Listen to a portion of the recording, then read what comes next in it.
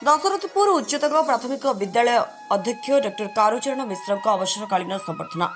दशरथपुर उच्चतर प्राथमिक विद्यालय अध्यक्ष डॉ कारुचरण मिश्र दीर्घ 37 वर्षर गौरवमय शिक्षादान पर आज अवसर ग्रहण कर सम्मानार्थे कॉलेज परिसर एक भव्य अवसरकालीन संबर्धना सभा अनुष्ठित हो सभार मुख्य अतिथि भाव अवसरप्राप्त शिक्षाविद प्रफुल्ल चंद्र सावल जोगदे अन्यतम अतिथि भाव समाजसेवी संतोष नंद उपस्थित रही।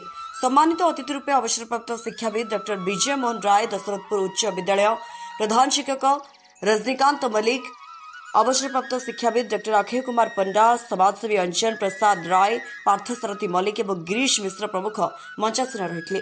समस्त वक्ता डॉ मिश्र 37 वर्षर कर्ममय जीवन, छात्र बत्सल स्वभाव और शिक्षानुष्ठान उन्नति अवदान को उच्च प्रशंसा करते। नेतृत्व में कॉलेज शिक्षा और अनुशासन क्षेत्र में अनेक सफलता हासिल करथिबा सेमारे कहितले। ए अवसर में कॉलेज अध्यापक कैलाश सेनापति नूतन अध्यक्ष भाव दायित्व ग्रहण करथिले।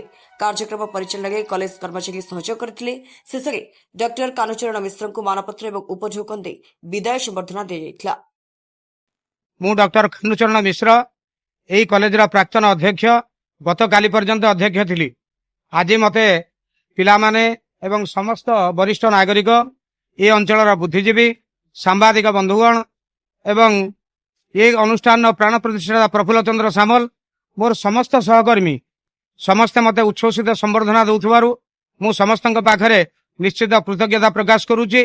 मो पारु पर्यंत दीर्घ 36 वर्ष 11 मास आज दिन में मु परिसमाप्ति करिछि एवं मते जो माने एठी परिचालना कमिटी रे रखी थिले, एठी मते चाकरी देइथिले, सेमाने मध्य बहु संख्यार उपस्थित अछंती। बैकुंठनाथ कर अछंती, आंजनेय राय अछंती एवं अन्य मान सब अछंती। आमर सांसदंकर प्रतिनिधि एवं आमर समस्त वरिष्ठ नागरिक वृंद, राजनेता समस्त मो पाखरे अछंती। प्राक्तन कर्मचारी वृंद मो पाखरे अछंती एवं अति अति आनंद लागुची। मते आनंद लागुची, दुख मध्य लागुची। कहना ए अनुष्ठान पाई मु बंचीची, मो पाई अनुष्ठान बंचीची।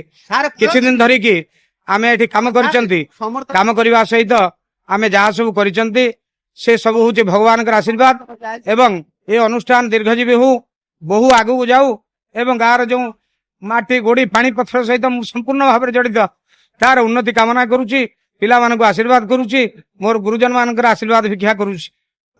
एई अनुष्ठान वरिष्ठ ओडिया विभाग प्राध्यापक डॉक्टर कानुचरण मिश्र महोदय, जे कि 1999 मसीह आज पर्यंत 37 वर्ष धरी अध्यापना करछंती। से ओडिया विभाग मुख्य भावे कार्य करी 2022 रु 2026 4 वर्ष धरी अध्यक्ष भाव सुचारू रूपे कार्य करथिबारु तांकर 60 वर्ष बयस रे अवसरकालीन जो संबर्धना सभा आज आयोजन करा जायछि, से उपलक्षे एई सभार आयोजन।